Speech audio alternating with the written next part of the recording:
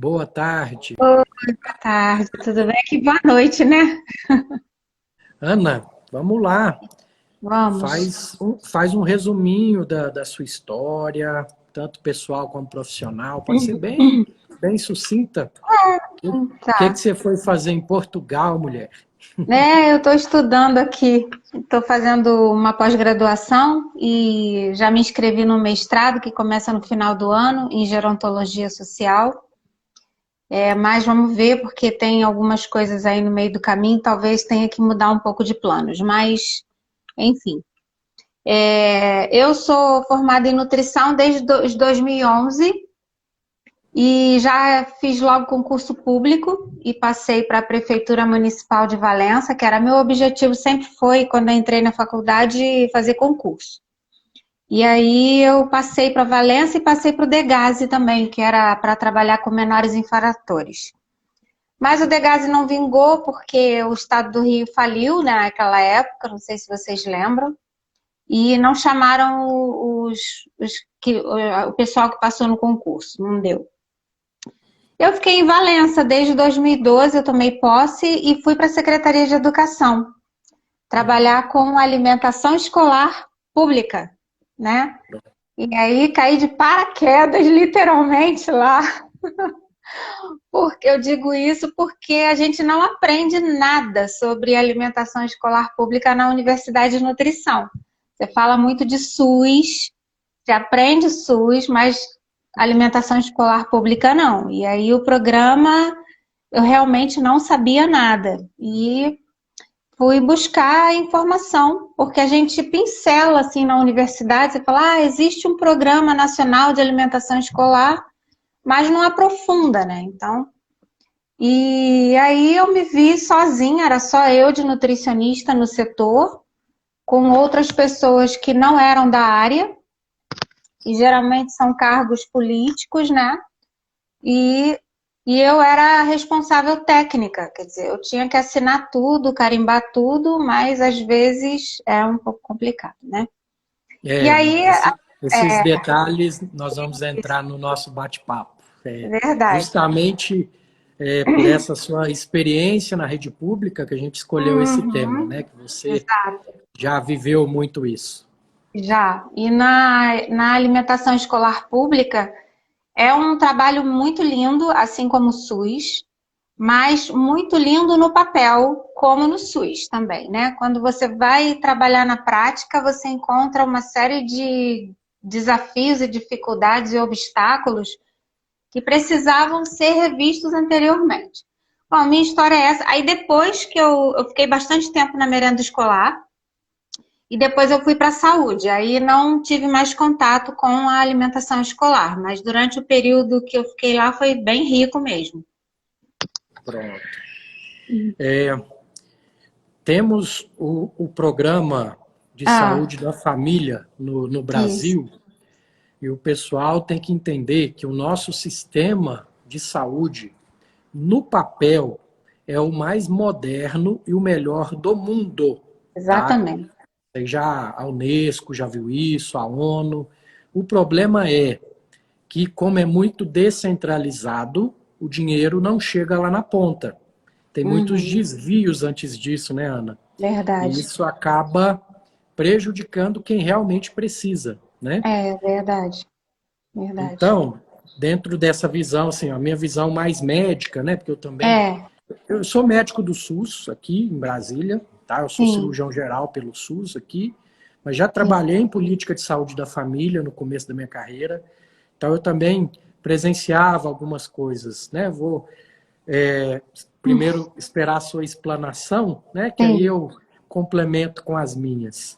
é. Então vamos lá, a sua experiência com o programa de saúde da família, a sua visão da política de saúde, né, no Brasil, Uhum. e você que está na Europa pode dar uma pincelada, a diferença de uma coisa para outra. Vou falar daqui um pouco primeiro, porque eu acho que a gente tem muito mais para falar sobre o Brasil. E daqui a minha experiência ainda é muito pequena. Eu até pesquisei sobre o assunto, porque eu mesma ainda não fui a nenhum serviço de saúde aqui.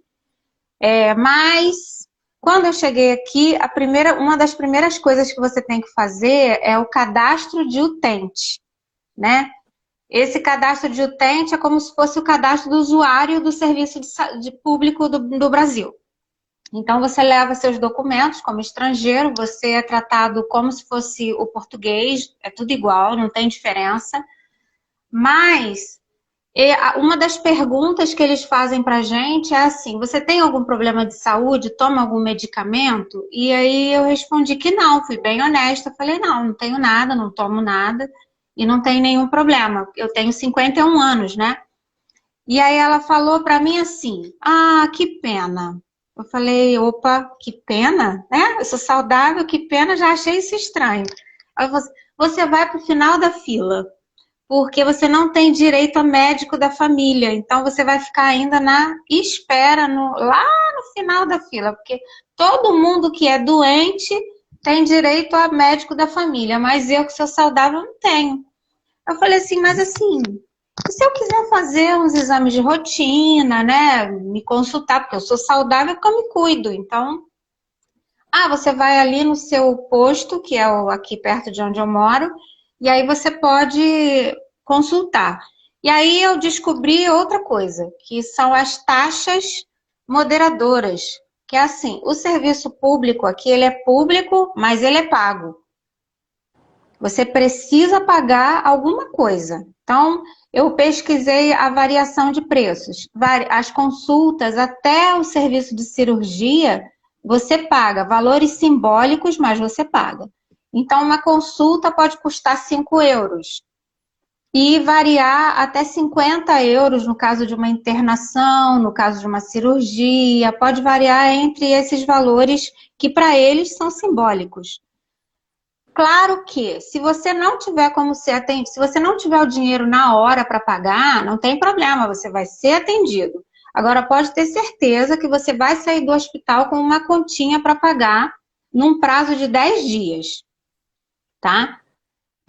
Então, existe um custo mínimo, mas existe. E, claro, também existe o direito à isenção desse custo, mas você tem que provar que você realmente não pode pagar, que você não tem condições, está desempregado, enfim.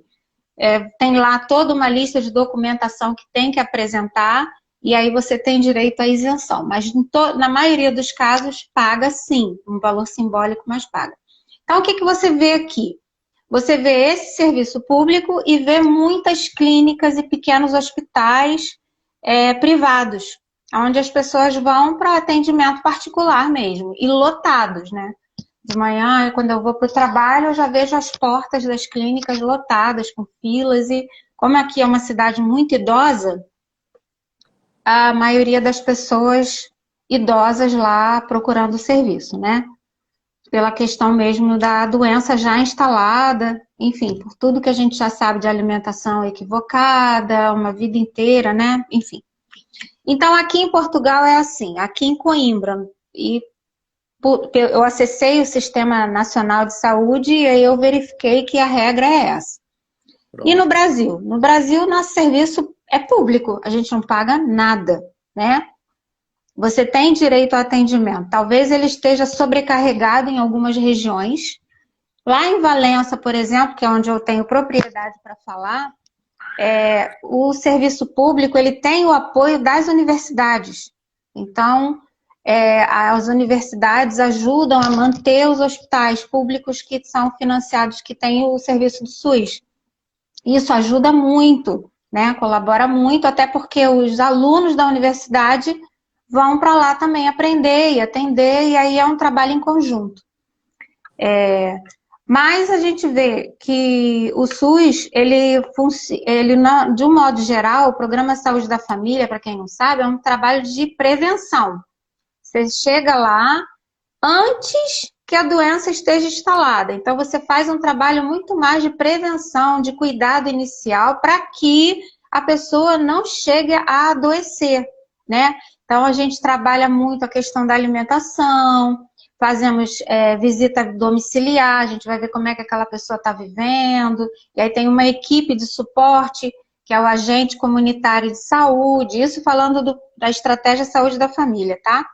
Tem o médico da família e tem toda uma estrutura. O agente comunitário, que é a pessoa que faz as visitas, é o profissional que faz lá as visitas, verifica as necessidades, traz isso para o posto e leva muitas vezes marcação de exames, leva lá o enfermeiro para fazer algum curativo ou para ter uma conversa com as pessoas da casa, né? Quando eu estava na universidade, eu tive a oportunidade de participar na época, Programa Saúde da Família, e como a universidade dava suporte lá ao programa, a gente colocou muitos profissionais, muitos estudantes e profissionais de várias áreas. Então, a gente tinha psicólogo, assistente social, tinha fisioterapeuta, todas as áreas de suporte ao médico tinha, né? Então, era um trabalho em equipe muito lindo, porque a gente se reunia, fazia grupos de obesidade, tabagismo, gestante, fumante, falei já tabagismo, né? Então, hipertensos, obesidade, criança, a gente trabalhava todas as áreas, fazia grupos. Então, os profissionais trabalhavam em conjunto e haviam reuniões semanais onde se discutiam casos. Então, isso era muito rico mesmo, o trabalho lá. E aí você pode me interromper aí quando você quiser fazer pergunta, tá? Então, assim, porque às vezes eu vou falando...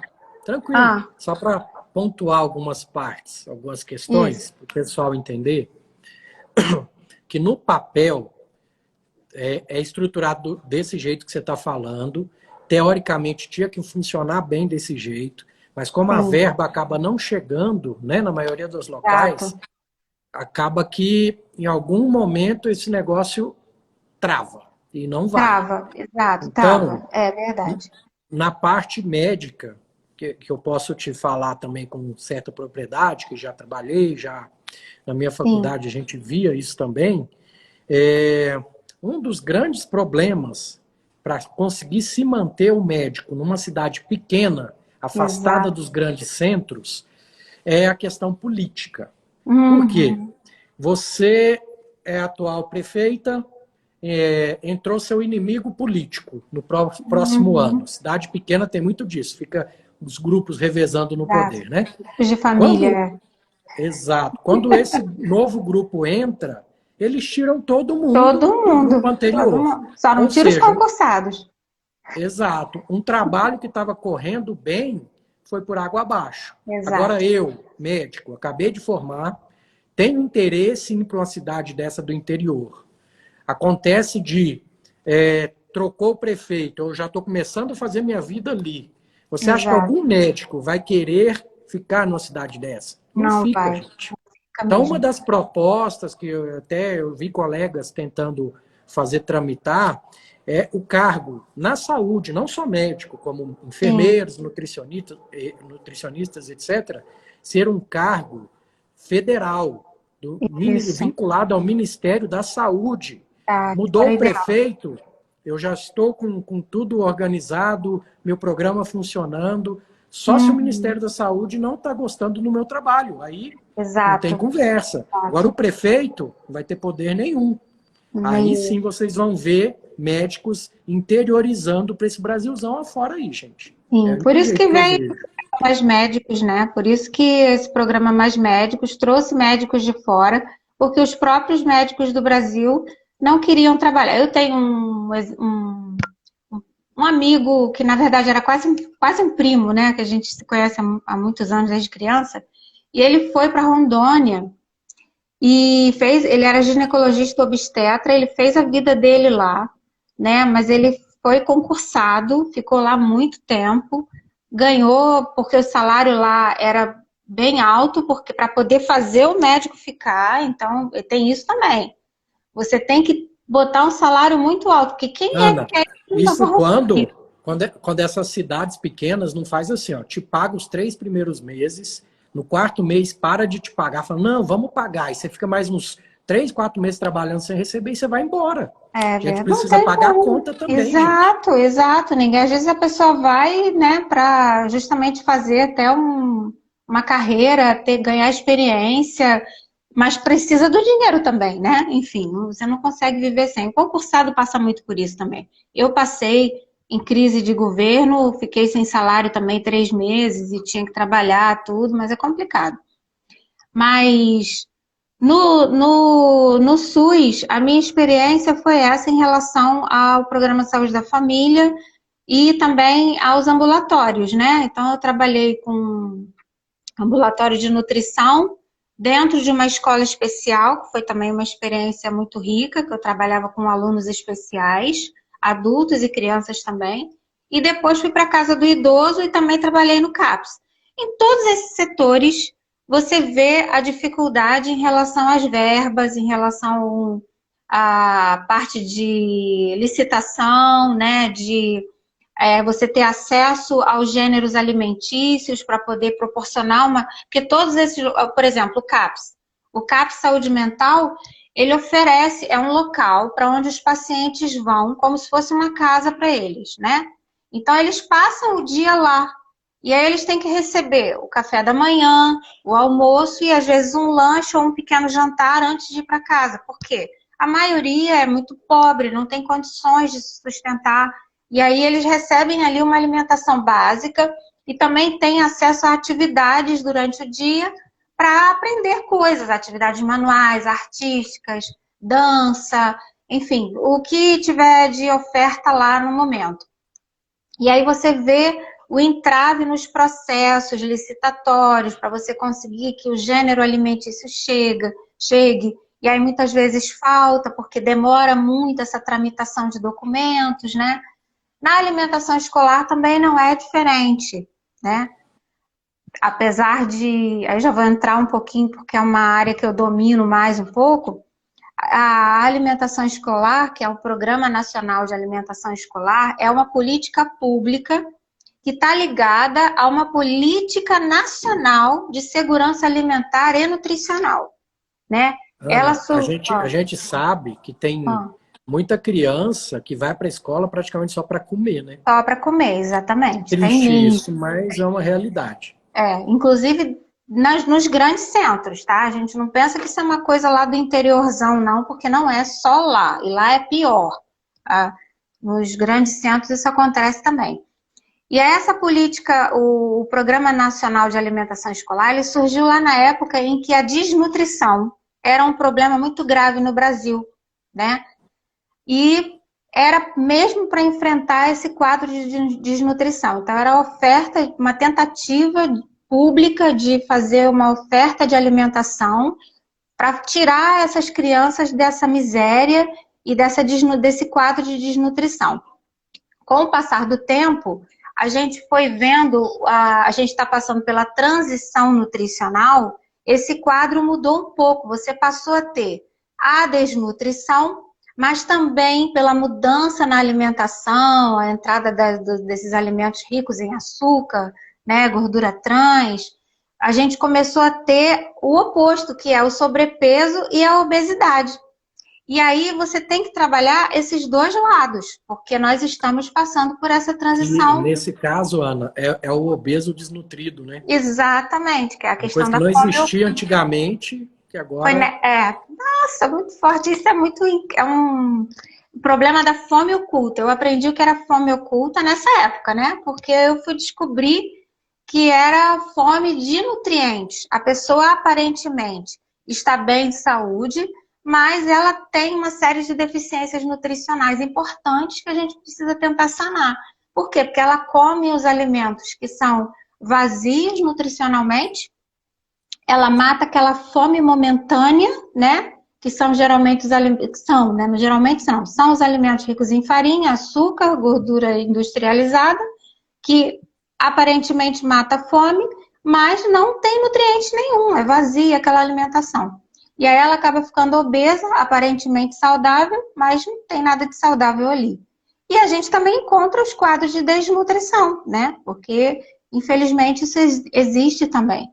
E você tem que trabalhar isso tudo. Existem leis, resoluções que regem a alimentação escolar. Existe também uma resolução do Conselho Federal de Nutricionistas, que é uma resolução 465 de 2010. Eu nunca mais esqueci essa resolução, porque eu bati muito nessa tecla. Então, você tem ali, de acordo com o número de alunos e número de escolas, você tem que ter um número de nutricionistas para dar conta disso. Então, um dos entraves da alimentação escolar, que eu considero, primeiro, o chefe do setor, muitas das vezes, na maioria das vezes, não posso dizer todas as vezes, porque em alguns municípios e estados isso é diferente, mas na maioria das vezes não é o nutricionista. E aí eu estou aqui mesmo hoje para falar em nome dos nutricionistas, porque ele muitas vezes é crucificado pelo cardápio oferecido, pelos gêneros alimentícios, pelas preparações oferecidas, e muitas das vezes ele está fazendo até milagre ali naquela situação, porque ele não tem o poder de decidir muito, ele é o responsável técnico, ele tem que elaborar o cardápio, mas ele não tem uma oferta. Então, assim, o problema começa desde a compra dos gêneros alimentícios, né? Aquilo que você me contou, eu fiquei abismado, né? Eles não têm isso nem em casa. Não tem, exato. Salsicha, a coisa ruim, não tem nem isso em casa e tal. E você querendo comprar coisa melhor para eles. Tem que dar graças a Deus que tem isso na escola. Então, assim, é uma política pública de combate à desnutrição, ao sobrepeso, à obesidade. Você tem que realizar atividades de educação nutricional dentro das escolas. Você tem que fazer visita, você tem que treinar os manipuladores, que são as merendeiras. Então, isso tudo dá muito trabalho. E dentro da alimentação escolar pública, eu também tenho a experiência da escola privada, tá? Porque eu também trabalhei com escola particular. Então, isso dentro da escola pública, e sem você ser o chefe do setor e ter uma equipe que te ajude a construir isso, é muito complicado, né? Então, na época, eu criei um grupo no Facebook chamado Alimentação Escolar Pública. Até tentei acessar hoje, mas ele estava conectado a um Facebook antigo meu, acho que morreu. Mas assim, como eu não tinha mais contato, na época eu criei Alimentação Escolar Pública, comecei a divulgar. Olha, foi um grupo fantástico, porque tinha nutricionistas do Brasil inteiro e a gente trocava muita figurinha. Eu aprendi muito com elas e elas comigo também, porque as dúvidas eram todas as mesmas, as dificuldades eram todas as mesmas. Então começa tudo, é tudo muito interligado. Começa desde a compra dos produtos, né? Onde você tem que fazer licitação. A licitação é um processo público, você não envolve verbas, né? Então o governo federal, ele entra com uma parcela do valor da merenda. E os estados e municípios completam esse valor. Eles podem completar. E aí você tem lá uma quantia para você comprar os produtos da alimentação escolar. Só que na hora de fazer a licitação, você tem que cercar bem esses produtos, descrevendo exatamente o que você quer, para que entre o melhor possível e não entre em produtos ruins, né? E aí você vai colocar lá, por exemplo, um pó de café. Eu ia ao mercado, fazia uma pesquisa dos pós de cafés que tinha lá, olhava a informação toda, selecionava exatamente aquela descrição, as descrições que eu queria e colocava na licitação de forma a cercar as marcas que entrariam nesse processo. Então, você faz isso com todos os gêneros alimentícios, arroz, feijão, farinha, biscoito, tudo que entra na alimentação escolar, inclusive as proteínas, né? E aí você consegue finalmente a fazer a licitação. E aí tem a entrega dos produtos, tem que armazenar e tem que entregar nas escolas. A gente era responsável, eu trabalhava com 50 escolas, e escolas de áreas rurais. Então, assim, muito longe, muito, muito longe. Lá tinha um quilombo, lá tem um quilombo. Tem uma escola quilombola que a verba é diferenciada também. Então, tem as verbas diferenciadas, tem os programas diferenciados, programa Mais Educação, educação de jovens e adultos, creche, escola de ensino fundamental. Então, assim, você tem que trabalhar com todas essas etapas da vida, com todos os tipos de problema que surgem, porque tem necessidades especiais, tem intolerantes à lactose, tem alérgicos, tem deficientes, tem pessoas desnutridas e pessoas obesas. Então, você tem que trabalhar com todos esses grupos e, na maioria das vezes, você é o único nutricionista e não é o chefe do setor, não tem domínio naquele setor. O próprio gestor, que é o prefeito, o chefe do setor, a secretária de educação, o secretário ou secretária de educação, eles não têm conhecimento técnico sobre aquilo e também estão muito preocupados com outras coisas. E aí acaba que a coisa vai ficando muito difícil, né, para trabalhar. Ainda tem a agricultura familiar, que é 30% pelo menos da merenda escolar é obrigação, isso é lei. Tem que vir da agricultura familiar. A agricultura familiar é um processo mais simples. Ele é um processo feito com chamada pública. Então, você chama os produtores locais da cidade, lá próximos. Não tem ninguém? Vai para fora do município. Não tem ninguém? Vai para o estado. Não tem ninguém? Vai até chegar no âmbito federal. Então, imagina, se você não tem produtores locais ali, essa merenda da agricultura familiar vai vir de fora, né? E a agricultura é o quê? Hortifruti, que é muito perecível. Então, na maioria das vezes, esses produtos que vêm de fora, eles chegam muito degradados já, porque vêm de longe, se você não tiver um fornecimento local. Então, ainda tem esse entrave. Mas no papel é um programa lindo, eu acho que tem tudo para dar certo. Ainda está em construção, porque olha bem, a obrigatoriedade, ainda tem isso, Eurípides, a obrigatoriedade do nutricionista na equipe da alimentação escolar pública só começou em 2006. Então, assim, é muito recente, sabe?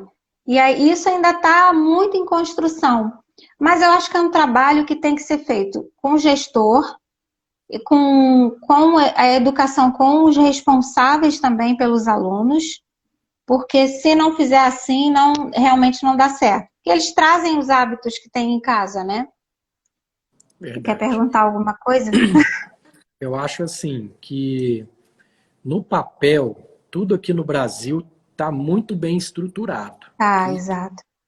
E quem quer trabalhar de verdade acaba esbarrando com a parte burocrática da coisa, que é aqueles que não são técnicos, aqueles que estão nem aí se o negócio vai funcionar ou não, ele quer o dinheirinho dele lá na conta, né? Exato. Que acaba atravancando. E, vamos falar assim, eu não quero falar de política nem nada, mas a gente tem que falar.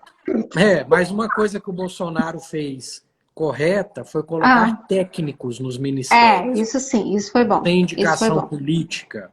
Ou seja, estão lá trabalhando, fazendo as coisas acontecerem por baixo das cortinas, Exato. né? Sem tomar lá da cá, essas coisas. Isso aí foi uma mudança nos paradigmas aqui do país que, se Deus quiser, vai render muito. Vingar, tomara que vingue. Né? Porque então, realmente precisa. Para resumir para o pessoal, a gente tem muita grana aqui no Brasil, gente. Muita grana. É um país riquíssimo. A gente tinha que ser primeiro mundo. Tem que parar com essa corrupção para a gente conseguir fazer com que o dinheiro chegue no lugar correto para fazer funcionar. E aonde entra isso? Todos nós, cidadãos, podemos fiscalizar. Todos. Então, você começa a fiscalizar no seu bairro, na sua escola, na sua prefeitura, e vamos subindo, gente. Só depende da gente. Depende de mais ninguém. Verdade. Inclusive, na alimentação escolar, né? Não adianta nada. Na alimentação escolar, você tem o conselho, que é feito tem eleição para o conselho, que é o Conselho da Alimentação Escolar, onde os responsáveis podem participar. Então, eles vão fiscalizar, eles vão ver o processo de licitação, eles têm direito de participar, entendeu? Isso as pessoas não sabem. Então, muitas das vezes você tem um filho matriculado numa escola pública, você está vendo uma merenda escolar de péssima qualidade e você acha que não pode fazer nada, mas pode. Você pode denunciar, você pode participar do conselho, de atuar naquilo ali, né? Então, e também no SUS também, né? No SUS também tem isso no atendimento de saúde. Inclusive, a alimentação escolar, por ser uma política pública ligada à segurança alimentar e nutricional, ela também tem convênio, acordo com a saúde. Então, você pode acessar o serviço de saúde e pedir para os alunos serem avaliados, né, pesar, medir, você pode pedir atendimento para eles, médico, né, para fazer avaliação, para você poder trabalhar com a alimentação com aqueles alunos, né. Tem as atividades também que a gente faz de educação nutricional, e aí você traz aqueles alunos para trabalhar a alimentação. Na maior parte dos municípios e estados, isso é muito difícil de fazer, né? Porque o processo burocrático, ele toma muito tempo e é muito complicado. Mas, se você tem... Eu era fascinada pelo meu trabalho dentro da merenda escolar, mas eu nunca consegui acesso, mostrar que é possível fazer um trabalho bacana, sabe?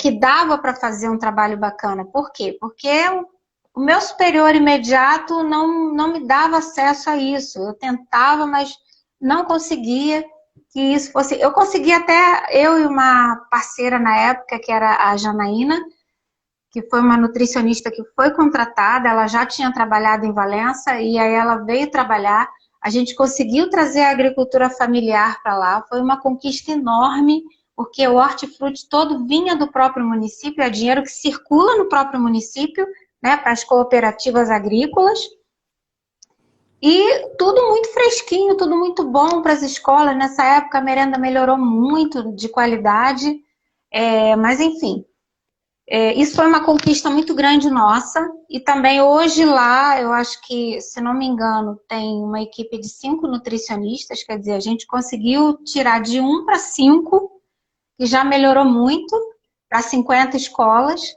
Então, eu só queria, né, que eles enxergassem que o técnico é fundamental na sua área, na área devida, tanto no administrativo, quanto na nutrição, quanto no médico. É muito importante que aquela pessoa domine aquele assunto, ou que ela pelo menos tenha conhecimento técnico, porque só assim você consegue fazer algum trabalho de mudança ali, né? Você concorda comigo? Total, né? Porque se você não tem um serviço de saúde, se você não tem um médico, você tem lá sei lá, um economista, um advogado, ele até pode pesquisar sobre o assunto, mas ele não domina tecnicamente aquilo, né? Ele não tem a vivência necessária, né? Exato, sabe? Então, numa merenda escolar, nada mais justo que o chefe seja um nutricionista. Pelo menos ele que saiba gerir ele que vai dominar as resoluções, a legislação, tudo tem regras, né? Você tem quantidade de açúcar, quantidade de embutidos, quantidade de sal, a oferta de porções que você tem que colocar por semana. Isso tudo eu não aprendi na faculdade, não, eu aprendi lá. Porque eu fui obrigada a pesquisar, entendeu? E aí, falava disso assim, como se fosse mágica, mas eu não conseguia colocar em prática, entendeu? Essa é a dificuldade. Então pronto, acho que cobrimos bem o assunto, né? Uhum. E só para dar uma fechada, o pessoal tem que entender que vivemos em comunidade, somos um ser social, não temos que pensar só no próprio umbigo. Meu filho está bem, na escola dele está tudo certo, então não estou nem aí, né? Porque viemos aqui para evoluir juntos. Exato, então, exato. Dessa forma que todos vamos crescer e esse país que é riquíssimo vai sair da posição de terceiro mundo para uma potência. Ai, tomara, eu torço por isso, né? A gente tem ainda quanto tempo? Você tem aí ideia? Não, temos Temos. uns 25 minutos ainda. Eu queria, É, pode eu falar, queria pode só falar. falar, sabe, que eu falo muito. Se você pode me cortar quando Não, você quiser, de porque forma você está nenhuma, falando. só coisa importante. Eu queria só Ouvi fazer aqui um link agora. da escola pública com a escola particular, né? Ok. Eu acho legal também esse trabalho da escola particular, é diferente. Por quê? Porque ali você tem uma coisa que é, os pais, os responsáveis, pagam mensalidade. Então, o que que acontece na maioria das vezes na alimentação escolar da escola particular? Você é obrigado, de certa forma, pela questão do pagamento, a colocar coisas que não são assim, vamos dizer, entre aspas, tão saudáveis, porque as crianças vêm com aquele hábito de casa e aí a escola tem medo de perder esses alunos, a mensalidade, e aí você vai, não, mas né, vamos dar um jeito aí, porque acontece muito isso na escola particular, funciona E a famosa lanchonete dentro, né, da escola a particular também, lanchonete, porque ele já vai com dinheirinho ali para comprar a Coca-Cola, os Cheetos, e aí não tem o jeito mesmo. salgado. Quando não leva de casa, ainda recebe o apoio do responsável para comprar e levar os porcaritos, né, para a escola. Então, na escola particular, o nutricionista esbarra nisso. Quando você tem uma gestão onde já coloca, na escola particular, já coloca desde o início a regra da alimentação, porque existem essas escolas também. Olha, o aluno não pode trazer esses alimentos de casa, a cantina é controlada, só serve alimentos assim, assim, assim, quer é assim, não quer.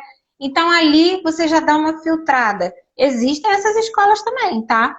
Que são excelentes, mas onde eu trabalhei, eu tive essa experiência da gente ter que ter um jogo de cintura aí para contornar essas situações, né? Das vontades e dos desejos e dos maus hábitos. Por mais que você chame os responsáveis para conversar, porque eu sempre falava isso, eu falava, olha, o trabalho maior não é com a criança, é com os responsáveis. Você tem que chamar aquele que compra o alimento, aquele que permite que a criança tenha acesso àquilo, né? Eu só trabalhei com crianças e até pré-adolescentes.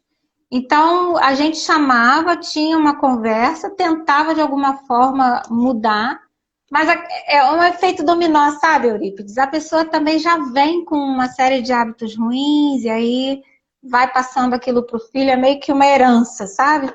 Pronto, Se verdade. não, Ó, se não O João tiver. Ricardo está falando aí que em Minas já tem normas que a alimentação tem que ser balanceada nas escolas particulares. Exatamente.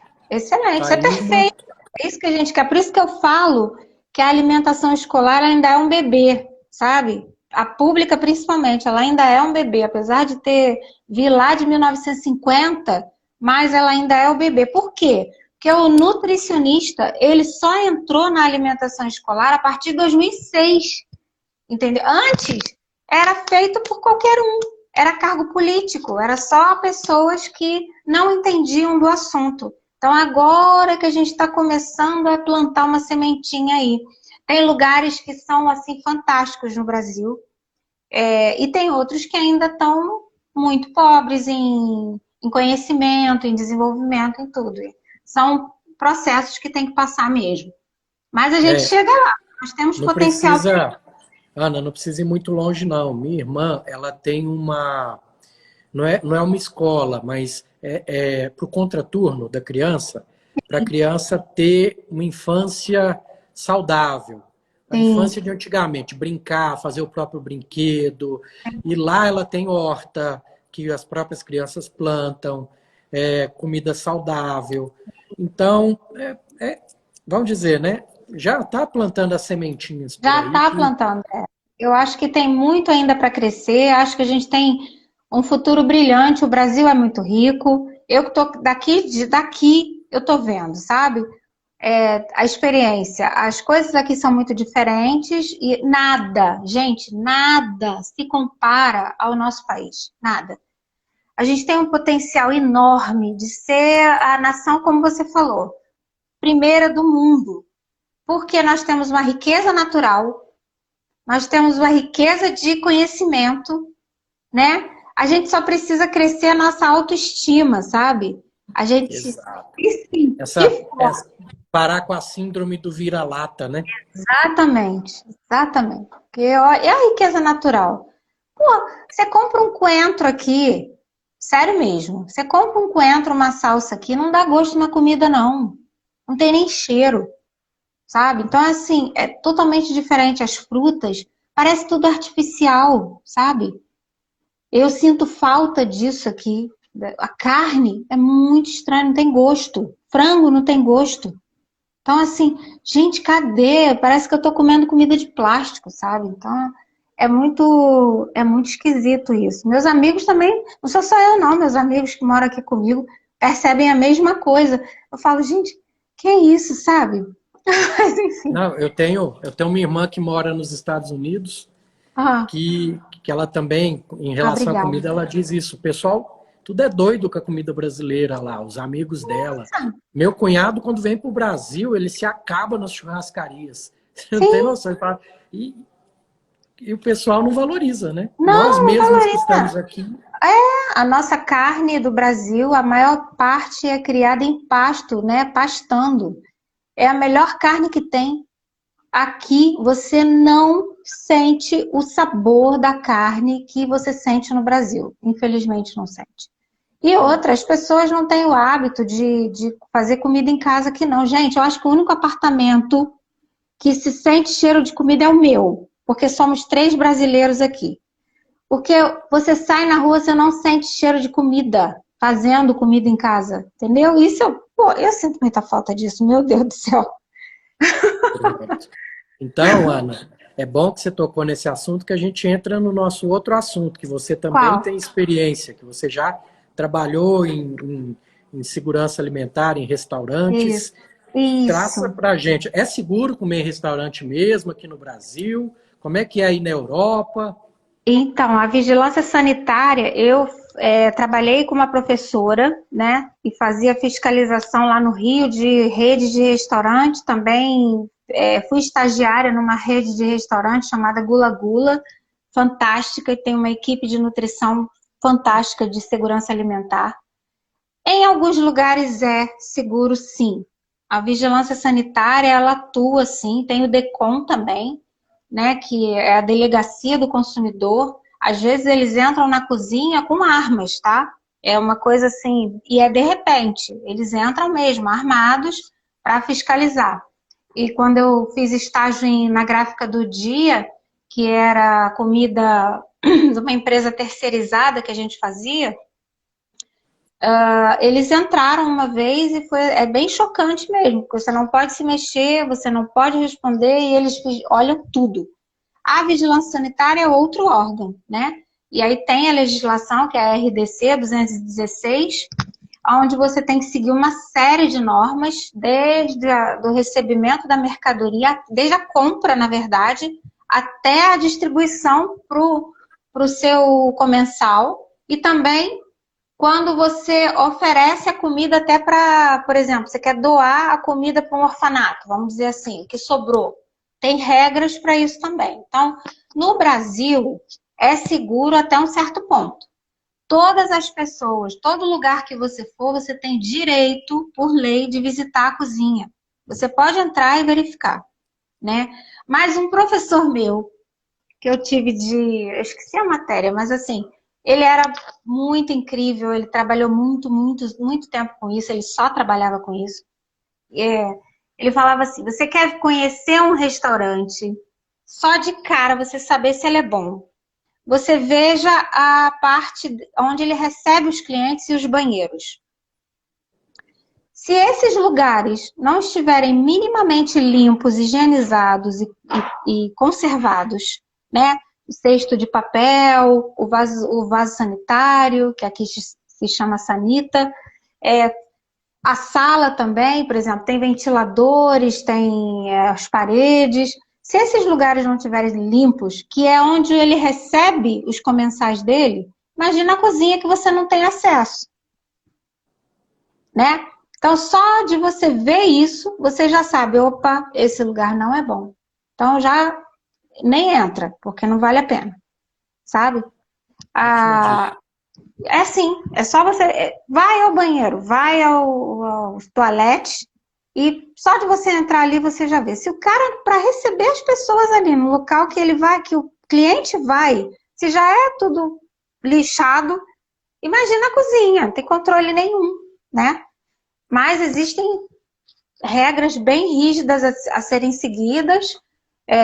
Alguns lugares seguem sim, tem controle higiênico sanitário, treinamento de manipuladores, como a Rede Gula Gula na época eu fiquei com eles, era assim, aprendi demais lá, demais, demais, foi incrível a experiência, mas alguns realmente não têm, entendeu? E Ana, essas grandes redes, elas têm que ter um nutricionista vinculado a elas? Tem que ter sim, é obrigatório nessas grandes redes. Seria interessante até que os pequenos tivessem pelo menos uma consultoria, né? Que fosse lá o nutricionista, você faz o checklist. Bom, a gente tinha um checklist, que é onde você tem lá itens, para você não esquecer, porque é tanta coisa que você tem que verificar, você tem uma listagem. E aí nessa listagem vai lá, bancadas, etiquetas né, de validade, freezer, refrigeradores, então tudo, filtros, tudo você tem que verificar. Então você tem que ter uma listagem que você vai ticando lá. E o que não está de acordo, você marca e faz a anotação do que não está de acordo. O papel do nutricionista, além desse, é treinar os manipuladores para a higiene. Então, você faz atividade, você explica sobre bactérias, sobre contaminação cruzada, né, sobre todas essas etapas de preparação. Por que o alimento não pode ficar fora da geladeira depois de tanto tempo que ele foi preparado? O que acontece com aquele alimento? Depois de meia hora, a proliferação de bactérias. Então, assim, o treinamento de manipuladores envolve isso. Aí eu acho legal porque, além de você ensinar aquelas pessoas a trabalhar, você também leva essa informação para a casa delas, porque elas vão ser disseminadoras de informação dentro da própria casa. Ela começa a visualizar, vislumbrar coisas que antes ela não conhecia. Então, ela passa a ser um foco de informação. Olha que legal. Então, às vezes, ela vai levar para casa, olha, não pode deixar essa comida, que às vezes você prepara a comida de manhã, só vai colocar na geladeira à noite, né? Então, até lá, aquelas bactérias estão proliferando, produzindo toxinas, e você vai consumir aquele alimento contaminado já. De repente, você se sente mal e nem imagina por quê. Mas foi por quê? Porque aquela comida ficou fora da geladeira lá. Então, assim, é bacana porque o trabalho do restaurante, eu não vejo só no restaurante. A partir do momento que você coloca aquelas informações, você está levando informação para dentro das famílias, das casas também, né? Então, o trabalho do nutricionista vai além disso aí. Pode ser um engenheiro de alimentos também, pode ser veterinário. Nos supermercados, a maior parte dos técnicos são veterinários por conta das carnes que eles têm que receber e selecionar, mas também tem a atuação dos nutricionistas, né? É isso. Excelente. Então, Essa parte eu gosto muito também. não sei se você viu um vídeo que viralizou na internet, Ah, acho que não foi em Portugal, não, foi na não. França. Sim. Um brasileiro estava passeando lá naquelas padarias, aí não Sim. sei se tinha uma bancada que tinha pizza Hum. de vidro, tinha pizza e tinha uns ratinhos lá no meio comendo as pizzas ali Sim, de sim. forma livre, e ele olhou aquilo ali e assustou com aquilo. Açu, Existe isso aí já vi mesmo? existe, já vi ratazana, aqui em Portugal eu não vi ainda, tá? Os locais que eu conheço aqui, eu vi até me espantei, porque você não vê um inseto. Então é assim, impressionante, o controle higiênico sanitário aqui é bem grande, não sei em locais pequenos, eu só conheci lugares maiores. Mas no Brasil, no Rio, eu já vi ratazana andando dentro do balcão de padaria, aquelas pastelarias que tem muito de orientais no Rio, tem muita pastelaria de orientais ali. Controle higiênico sanitário, zero. Porque as coisas que eu presenciei são bem graves, sabe? Então, assim, você vê que em alguns lugares falta muito isso, né? E é cultural, às vezes, a pessoa não dá importância para aquilo, acha que aquilo é bobagem, nunca aconteceu nada, não vai morrer por causa disso, entendeu? Caiu no chão, é bom porque cria anticorpos. A gente escuta muito isso, sabe? Então, até você quebrar esses paradigmas, essas ideias, mas por que eu tenho que higienizar a alface? Sabe? Então, assim, tem que ficar 15 minutos na solução de hipoclorito para matar as bactérias e tal. Aí até você mostrar, provar aquilo, o quanto que a bactéria prolifera, tem que mostrar no concreto, às vezes, o trabalho de higiene de mãos. É que nem criança. A criança conhece as coisas no concreto, né? É muito difícil para ela abstrair, imaginar. Ela imagina muito brincadeira, fantasia, mas as coisas você tem que... O adulto, nesses casos, também. Para ele entender a importância da lavagem de mãos, a gente fazia muito uma atividade com guache. Então você passava o guache nas mãos, vendava os olhos dele, e aí fala, agora lava suas mãos. E aí toda a equipe, os manipuladores lá vendo isso, né? E aí você vai para o tanque e a pessoa lava a mão, ela está vendada, ela lava as mãos do jeito que ela acha que tem que lavar. Quando terminou, terminei. Quando termina que ele olha as mãos, ele vê que ainda tem muito guache ali, em locais onde ele não esfregou. Então, por exemplo, entre os dedos, né? Aqui, nessa parte do antebraço. Então, nas unhas, como que entra o guache nas unhas. Então, aí você mostra para todo mundo aquilo ali são as bactérias, né? Então, olha a importância de lavar bem as mãos. Aí você mostra como tem que ser a higienização correta das mãos. E aí a pessoa entende. Por quê? Porque ela viu no concreto. Entendeu? É muito incrível também esse trabalho. Não, acho que cobrimos bem os assuntos propostos, foi excelente, mas eu sempre me pego em uma pergunta que eu gosto de fazer para meus convidados. Dicas de livros que mudaram sua vida, pode ser pode ser profissional ou pode ser pessoal ou os dois. Pessoal meu que Então, eu gosto muito dos livros de filosofia, né? Então, eu gosto muito do Brevidade da Vida. Os livros, toda aquela série de Sêneca eu gosto muito. E livros ligados a obesidade, que são os que eu estou lendo agora mais, né? Então eu comecei com o Código da Obesidade, porque engordamos. Não tem nada a ver com a parte de segurança alimentar, né? A parte de segurança alimentar é legislação. Então... Não. São livros no geral mesmo. No geral, então... que você citou já são excelentes. E o Código da Obesidade é incrível, do Jason Fung. É um livro que pode ser lido por leigos, porque a linguagem é bem simples. Eu gostei muito do Porquê Engordamos também, que também é muito fácil de ler. Eu estou lendo agora 2, que é o Paradoxo dos Vegetais, que ainda não terminei, e o Dieta Carnívora, do Shawn Baker, porque é a dieta que eu priorizo, né? Mas esse livro do Shawn Baker é em inglês. Então, basicamente são esses livros que eu gosto muito. Excelente. E, Ana, como que a gente faz para te achar? Se você faz telemedicina, né?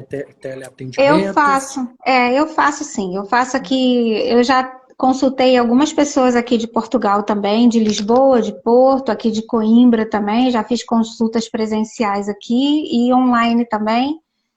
Para o pessoal do Brasil, eu trabalho muito com o pessoal de Valença, porque eu trabalhava lá já com eles, então eles mantiveram contato. Eu tenho um grupo no WhatsApp de nutrição comigo, onde eu falo sobre alimentação. Está no meu link lá na bio do meu Instagram. Quem quiser pode fazer perguntas no direct, eu estou sempre disponível, respondo, estou sempre interagindo com as pessoas. É isso. E tem meus contatos lá. Algum projeto futuro que você queira falar para a gente? Eu tenho muita vontade de... Bom, eu quero voltar para o Brasil. Eu cheguei a essa conclusão, até foi depois da nossa conversa, né? E também por causa da minha família, porque eu tenho 4 filhos, eu tenho minha mãe, meu padrasto, meu irmão, minha família toda. E aqui eu me sinto muito sozinha também. E eu gosto, tenho muitos amigos. Valença, para mim, eu sou carioca, tá? Mas eu não me sinto carioca. Para mim, eu sou valenciana, quase mineira, porque eu amo aquela cidade de paixão.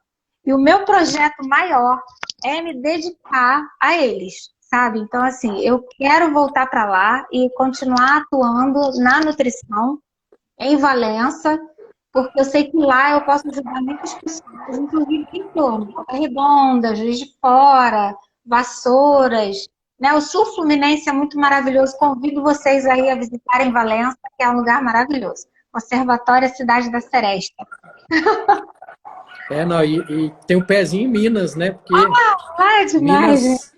Minas são vários Brasis, né? Não tem jeito, porque É o melhor estado do Brasil. mais pro sul ali é mais cariocado. Tanto que a maioria torce pro Flamengo, Botafogo. Aí você vem pro lado meu, lá, o Triângulo Mineiro, aí tem uns que pendem pro Goiás, tem uns que pendem para São Paulo. Você vai para o norte, tem o pessoal que é mais vinculado à Bahia. Então, assim, Minas é um resumo do Brasil. A Valença é do lado de Minas, né? Do lado de Rio Preto. Então é só atravessar a ponte, sabe? Então lá tem quilombo, lá tem aqueles casarões da época do café. Gente, tem a casa de 300 janelas, que tem uma senzala ainda lá, sabe? Então, assim, você pode visitar, você tem aquele choque. É um lugar incrível, incrível. É como se você estivesse em Minas sem estar em Minas, tá no Rio de Janeiro. Então, assim, eu sou funcionária pública lá, isso é um privilégio para mim, sabe? Então, bora descobrir esses Brasis, né, Ana? Tem tanto Brasil aí, a gente tem uma pátria tão maravilhosa e cada um fazendo sua parte, a gente vai fazer isso aqui realmente virar uma potência. É verdade, isso mesmo. Olha, eu agradeço demais o seu convite. Achei, assim, muito bom. Achei que o pessoal não ia se interessar muito pelo assunto, mas eu vi que se interessaram e foi muito bom. Muito obrigada. Você é uma pessoa de um coração maravilhoso, incrível. Muito bom te conhecer mesmo, tá? Um prazer enorme. Até pelo nome, né? Esse nome aí, Eurípides Barçanufo, tem história. Tá joia. Eu que fico feliz, fico lisonjeado e você tem um amigo aqui em Brasília, pode vir passear também quando vier no Brasil. E eu quero conhecer a sua região lá, que você falou tão vai bem conhecer, que você vai deu gostar vontade. muito. Ai, vai sim, você vai adorar. Vassouras é uma cidade maravilhosa também. Fica com Deus, Você gratidão sempre e carpe sempre. diem. Isso, você também. Muito obrigada e Deus te abençoe toda a sua família, tá? Você também, com Deus. Volta para a sua. Eles devem estar doidos de você voltar. Tá bom. Um abração. Tchau, Tchau. gente. Obrigada por vocês estarem aqui, tá?